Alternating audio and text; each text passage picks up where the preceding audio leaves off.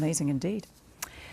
Stockton's full-size replica of Captain Cook's most famous vessel, HMS Endeavour, is to be sold at auction, but there are worries the town might lose it to a buyer from elsewhere. And a funding website has been created in a bid to ensure bidding interest from Teesside at next week's auction. Sadly, the auctioneer says there's little interest so far, as Phil Chapman reports.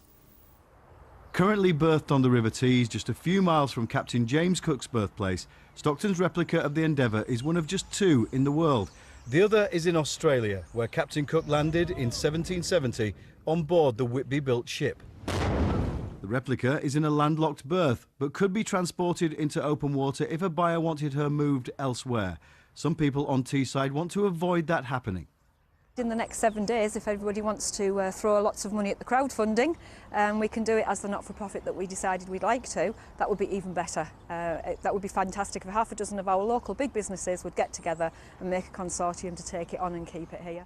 I think it would be a shame to the region and the area, and I think it really belongs in Whitby because that's where Captain Cook came from. All kids love to go on the boat because it's an adventure for them. Ever since I've worked over here for 10 years, and that's been out the view out my office window for nearly most of that 10 years. And it would be absolutely gutted if it gets moved away. One of the private owners of the vessel is from the area. The other is based in Lincolnshire, where the auction is to be held next week, with the Endeavour listed with an estimated value of between £80,000 and £120,000. The viewing has been quite phenomenal. Sadly, not too much from Teesside, where we are now in Stockton. We would love the ship to stay here, but we've had them come from Whitby, obviously.